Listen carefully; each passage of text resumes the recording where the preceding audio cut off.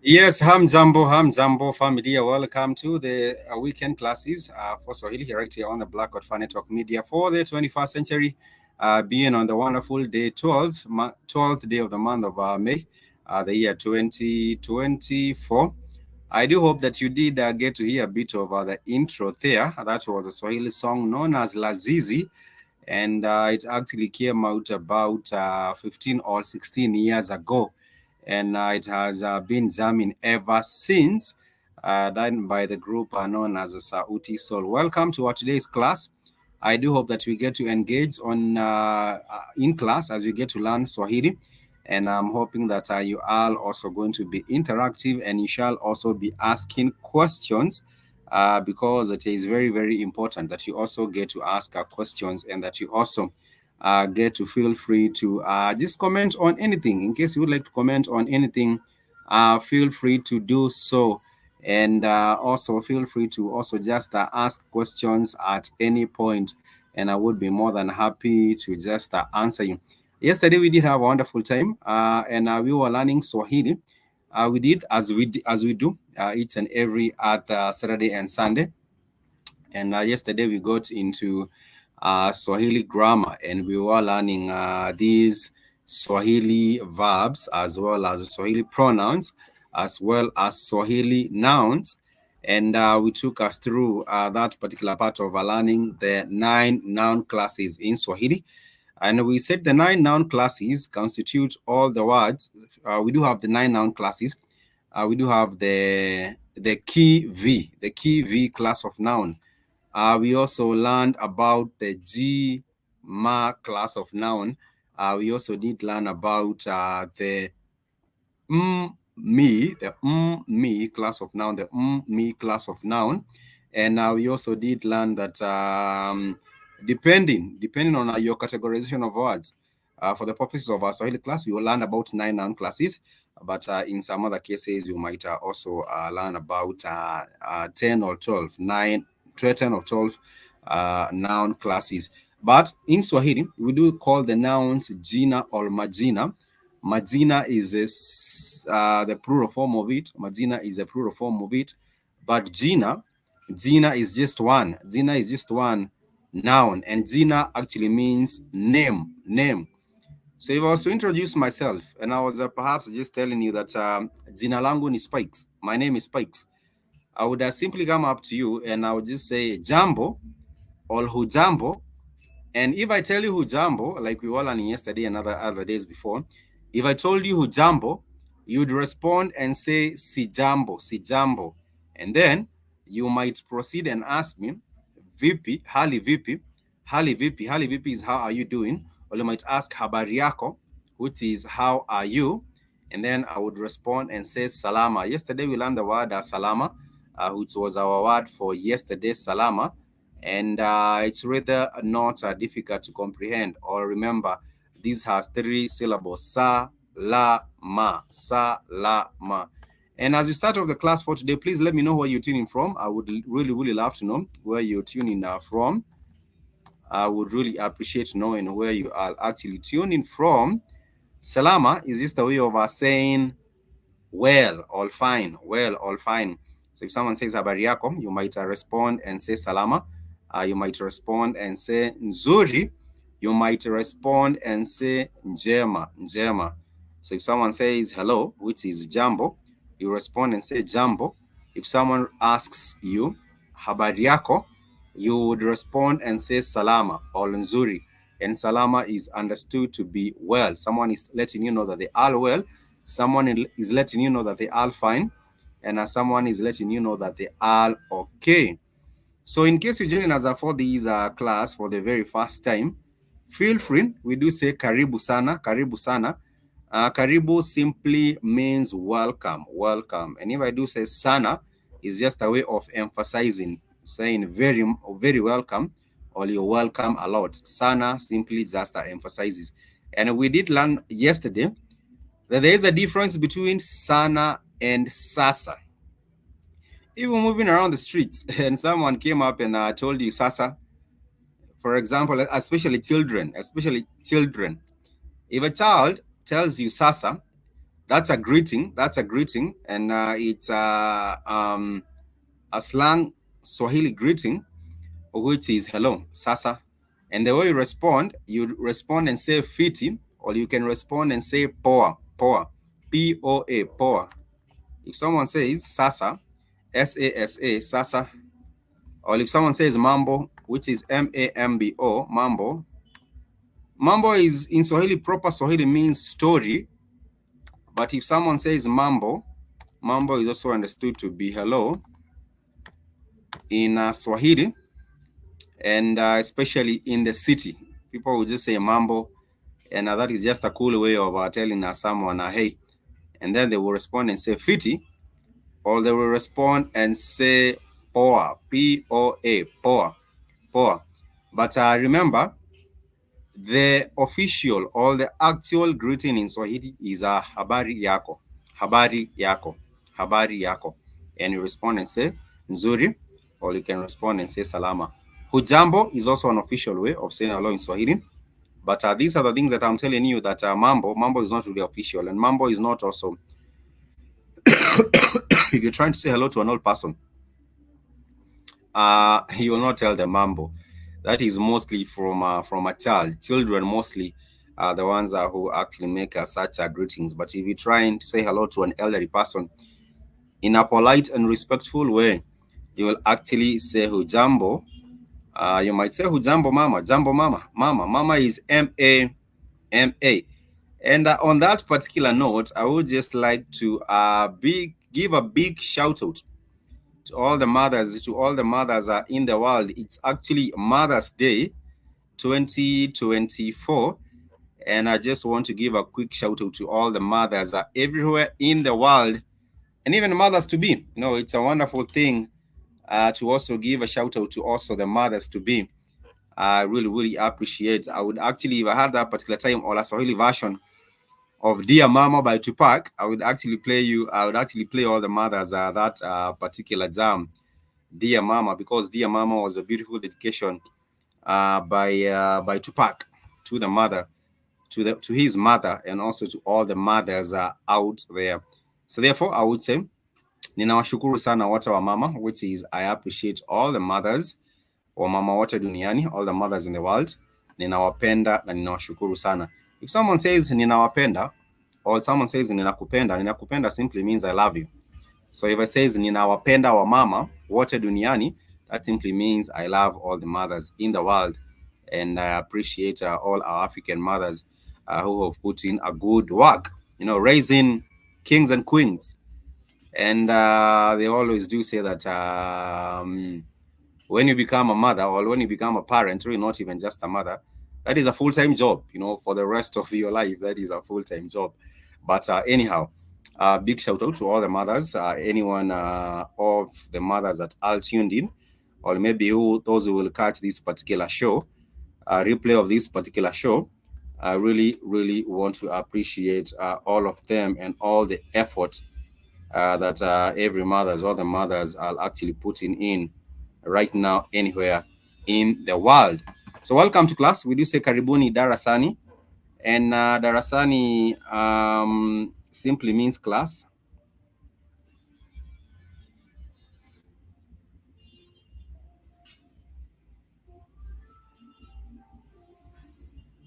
Darasani simply means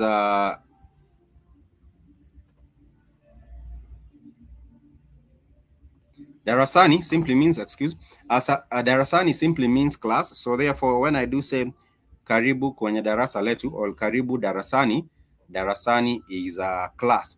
So for today, we shall be continuing where we picked up, or we left off yesterday.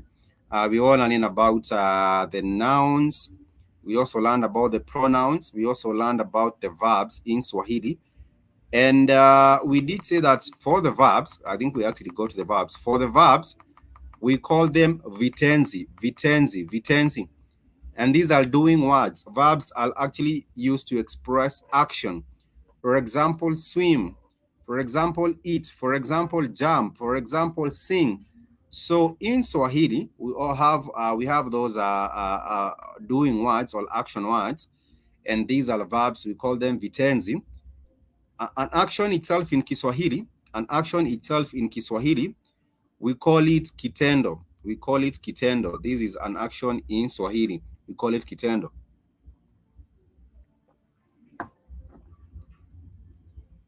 We're having a bit of a heat, family. I apologize. Seems like let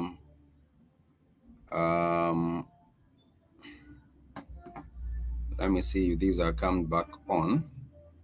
Okay, we are back on. Sorry about that.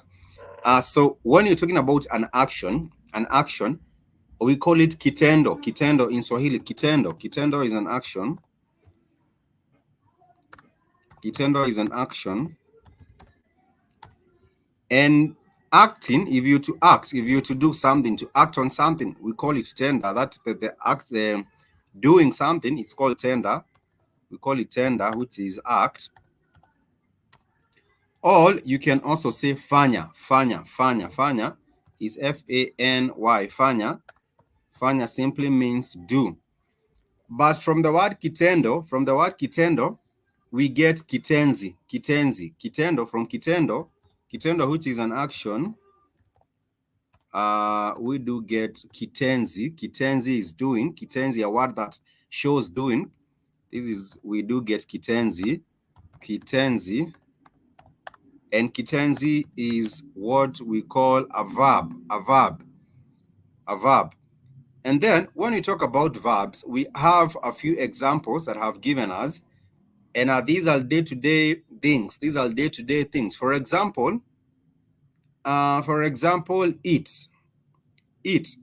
We do say kula, kula, and then that is followed up with the object. For example, kula chakula, which is eat food. You might also say kula tunda, which is eat a fruit. We have given those examples previously. So if someone says ninataka, which is I want, ninataka kula chakula, that means I want to eat food. So kula, K-U-L-A is a verb here. K-U-L-A is a verb, which is eat.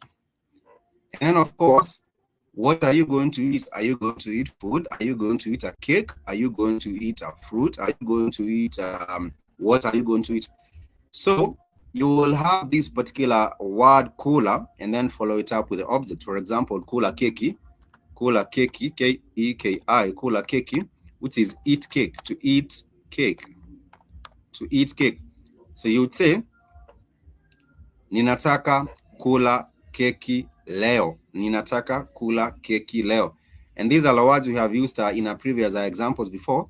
Ninataka, which is I want. Ninataka is a phrase. It's two words. Ninataka, the N-I at the opener of that particular sentence, it's pointing to me. Ni.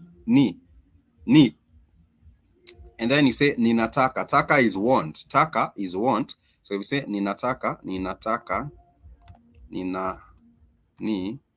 nataka kula keki leo. I want to eat cake today. I want to eat cake today. So that is how you actually put it in an example. The word kula, K-U-L-A, which means eat. And therefore, that will be ninataka kula keki leo. Leo. Leo, the star sign Leo, in Swahili we pronounce it as leo, and leo is for today. It's for today. But if you want to eat cake tomorrow, of course, that is in the future, you will say nitakula keki, nitakula keki. And for the future, we might talk about a day like tomorrow or the day after. In Swahili, we do say kesho, kesho. Kesho is for tomorrow, which is K-E-S-H-O. Kesho is for tomorrow. Tomorrow. So if someone says kwaheri, tutaonana kesho. Kwaheri is goodbye. Kwaheri, KW. Kwaheri is goodbye. Goodbye. If someone says kwaheri, tutaonana kesho, that means goodbye. We'll meet tomorrow. We'll meet tomorrow. Tutaonana kwaheri. Kwaheri. Tutaonana kesho. Kwaheri. Tutaonana kesho. Kwaheri, tutaonana kesho is goodbye. Goodbye. We shall meet tomorrow. Tomorrow. And to remind us, just to remind us of some of these very popular common courtesy words, we do have like kwaheri, which is goodbye. Goodbye, kwaheri. Someone might be welcoming you, and they're welcoming you. The house say you're welcome.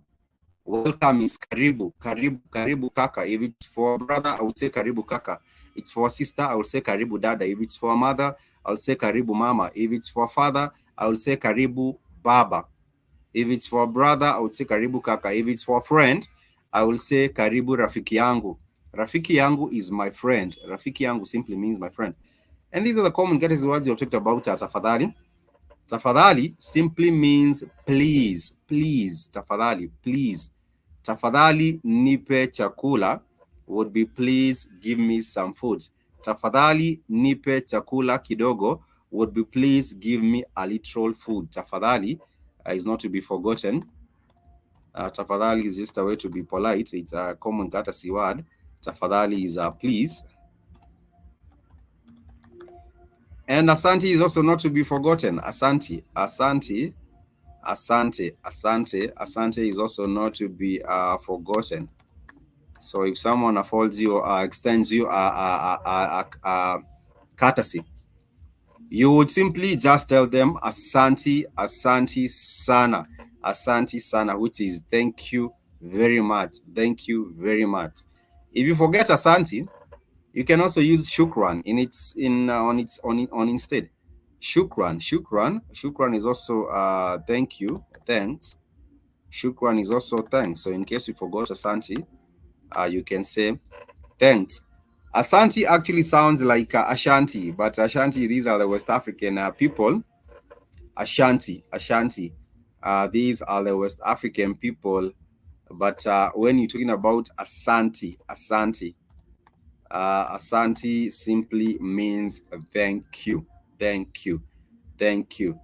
if you're referring to the West African people, then you might talk about Ashanti, the Asante people, or the Ashanti people. And these are part of the Akan ethnic group and are native to the Ashanti region of the modern day Ghana. And these people also do have a rich history. They are called Asante people, or they are called Ashanti people or Asante people. So also for the purposes of Swahili, you can say Asante sana, or you can say Asante. You can put an I at the end or an E at the end, so it's understood to be the same.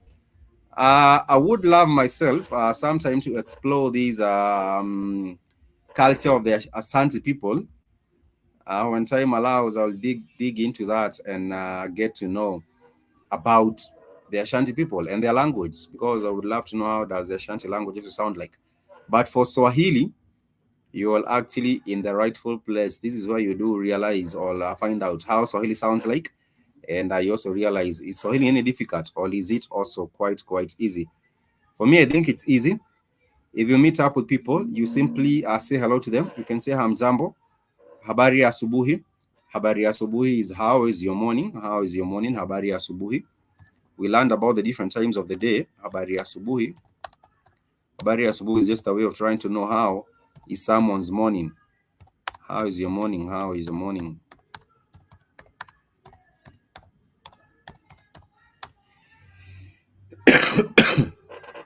Sorry. And they might respond. They might respond and say nzuri, habari ya asubuhi, nzuri kaka. Which they will be responding to me and telling me that the morning is wonderful, the morning is great. or they might say asubuhi njema kabisa. Asubuhi njema kabisa. So for the times of the day, the morning is asubuhi, the morning is asubuhi. For the evening, the evening is jioni. And for the late afternoon, we call it alasiri. But then again, when it comes to greetings, people normally in different African communities, people don't normally extend greetings past the afternoon. It would be very difficult for you to hear people telling you about, sharing greetings. Mostly the greetings, people greet people each other in the morning. Of course, general greetings, but then later, people don't really go on with their greetings throughout the day. But you can ask habari ya jioni, which is how is your evening. You can ask habari ya asubuhi, which is how is the morning. You can ask habari yako, which is how are you. And I would respond and say nzuri kabisa, or njema kabisa, or nzuri sana. Kabisa is to emphasize. Kabisa is just a word that emphasizes a lot. So someone says nzuri kabisa, it's understood to be a lot. They are talking about a lot, and it's not rather difficult to also remember or understand that particular usage of the word kabisa, or a lot. You can also say sana, and sana is also very, very simple to remember. So let's go back into the verbs. For the verbs in Swahili, verbs take the following the prefix to form the present tense. If you're talking about the present tense, the present tense, we do have a tense marker. Which is known as na, which is a present tense. It's a tense marker. I think I was trying to make the point in the previous class that this is a tense marker. If you want to know what is the context, is it the future tense? Is this the present tense? Is this the past tense? What is the context of these particular Swahili sentences? So in Swahili, verbs take the following prefix na, the prefix na, to form the present tense. For example, if he or she is going, for example, he is going to class or she is going to class, you would say naenda, which is he or she is going. And the na before the verb, before the action, enda is the action, enda is go. Enda is to go. So if you put naenda, then the na there is a tense marker. The na is a tense marker before the word enda. And therefore, you would say anaenda shule. That would be he or she is going to class. But if you take another word, for example, imba means sing. So if you put the tense marker na, anaimba, that simply means he or she is singing. It's actually the present. The action is happening in the present. As we are speaking, the action is taking place. So you would say anaimba. If at all we're talking about writing, and this gentleman or this lady or this child or this learner is writing, to write, we do say andika. Andika means to write in Swahili, andika. And therefore, it's saying that this child is writing, or this learner or this student is writing, you do say anaandika. And this, the na before andika here, this is simply the tense marker. So it shows the tense. This is a present tense. And of course, the infinitive verb above, enda, imba, and andika. Those are the infinitive verbs that we are giving an example. But then we use na as a prefix before those infinitive verbs there to show what tense is that particular context. What tense is that particular context? For example, anaimba, anacheza. If, for example, a child is outside and the child is playing right now, and someone comes up and says, mtoto wako wapi? Mtoto wako wapi? Like you walked in and you're asking, where is a child or where is a baby? And someone says, mtoto wako nje anacheza. Mtoto is a child. We learned yesterday that mtoto is a child. Mtoto is a child. So if someone says mtoto ako nje anacheza, that means the child is outside playing, and the playing is happening right now. So there is that na, which is used as a prefix before the infinitive verbs that you have given an example of right here on as I'm sharing on the screen right here. So we can say anacheza, we can say anapika. Pika means to cook. Pika is a verb which means to cook. Pika means to cook. So if we do say anapika, we do say anapika, so that is he or she is cooking. He or she is cooking. You might even use a broader example, and you would say mama yupo jikoni anapika. Mama yupo, you can say yupo or yumo, yupo jikoni anapika. So that will be mom is in the kitchen. Mother is in the kitchen. She is cooking. So the cooking is happening right now as you speak. She is cooking. It's a present continuous. It's happening. And of course, that is just one of the tense markers that we do use with the verbs for the present tense. But how about when we talk about other tenses? For example, we do have the past tense. For the past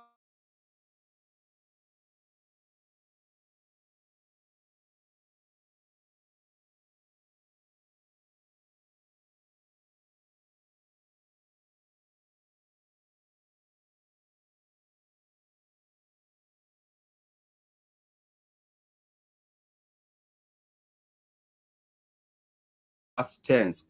So for the past tense, it actually changes. And this is what we get up to. This is what we do get up to when we are talking about the past tense in Swahili. For the past tense in Swahili, as well as in English, the simple past tense, imperfect, is used to describe past events. The prefixes for the past tense is li, or the syllable li. For example, li, enda. Li, enda. This is for she went. Li, enda. She went. If you're talking about she sang, you would say li, imba. Imba is to sing. If you're talking about cooking, you would say li, alipika. That is simply how you do say alipika. And alipika, pika simply means to cook. But if you're talking about cooking and serving the meal, we do say pika na kupakua. And that is, we also remember about the connector na. If you're talking about to cook and serve, the connector and in Swahili we do say na, which is na.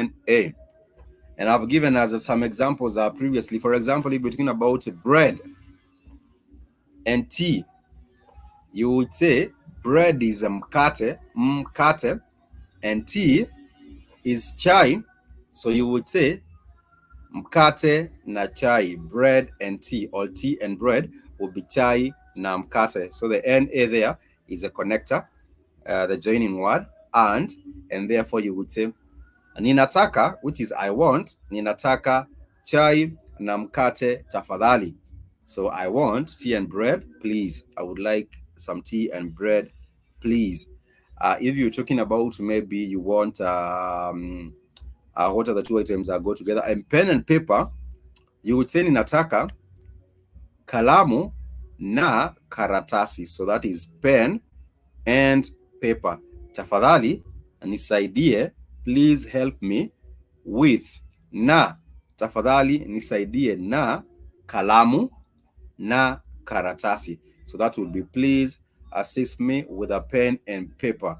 Please assist me with a pen and paper. But maybe perhaps you wanted to borrow someone's phone. You would say tafadhali nisaidia na simu yako kidogo, which is please assist me with your phone a little bit the time you use it, and make a call or something like that. And that is understood to be you are requesting. But going back to the past tense, yes, the past tense in Swahili as well as in English, the simple past tense, which is imperfect, is used to describe past events. The prefixes for the past tense verbs is li. And for example, I've talked about aliandika, alitembea. Tembea is walking. So if someone says alitembea, it means he or she walked. If you do say walitembea means to a group. So they walked. And it's not actually difficult to remember these things in Swahili. It's not difficult. So if you're talking about a particular context, for example, you're talking about friends in the context of the workplace, or in the context of it could be the workplace, it could be at home.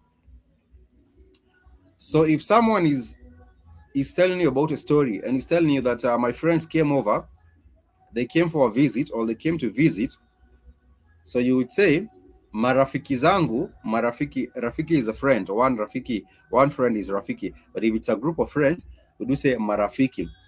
And if you're talking about my friends, I would say marafiki zangu walitembea. Walitembea means they visited.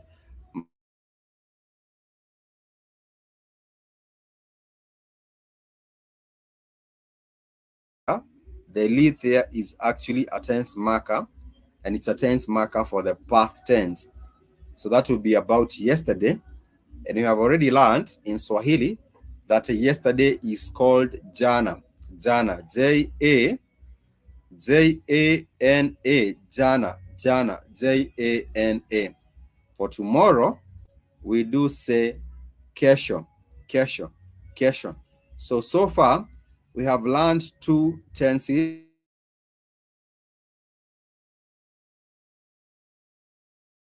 So the only tense remaining is the future tense. And I'm talking about tomorrow, the day after, next week, the week after, the month after, and things as such. So Swahili, like I've always been telling you, Swahili is not difficult. It's quite easy to learn with just a bit of commitment, with just a bit of a passion. Swahili is quite easy to learn, and you can always feel free to ask anything